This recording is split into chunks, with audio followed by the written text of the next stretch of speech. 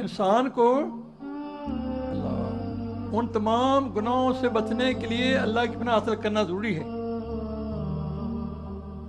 ये सुनो, देखो, ये 14 अगस्त 2013 बुध 14 का जो अधिक दिन है ना बोलते हैं, ये निकला। देखो अगर मैं लिख उस बात कई दफा पढ़ा है, अब आपके लिए बात सुना रहा हूँ।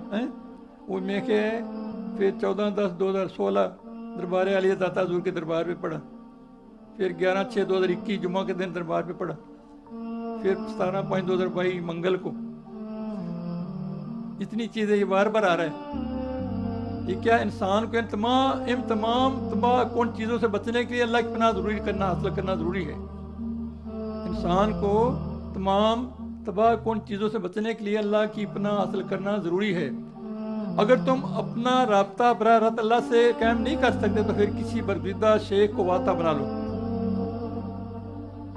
अपना हाथ साहिब निस्बत शेख के हाथ में पकड़ाओ, क्योंकि उसके हाथ को अल्लाह ताला की दस्तगिरी हासिल है। तेरी अकल बचगाना आदत रखती है, क्योंकि वो पोशीदा नफ्स के पड़ोस में रहती है। तेरी अकल पोशीदा नफ्स के पड़ोस में रहती है, इसलिए वो बच्चों जैसी आदतें करती है। तो अपने अकल को शेख की अकल से वास्ता कर दे, वो तेरी बचगाना आदतें छुड़ा देगा।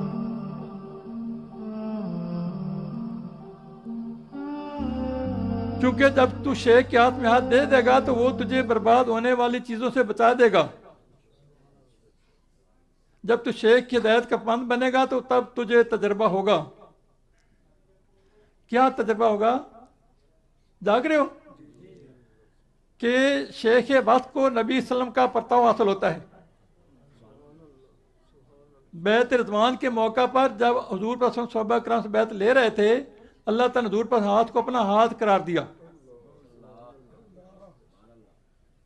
शेख से बैत करने के बाद तुझे भी वैसी ही फजीलत हासिल हो जाएगी जैसे बैत रिजवान वालों को हासिल हुई थी। तू सोने की कितना खालस बन जाएगा।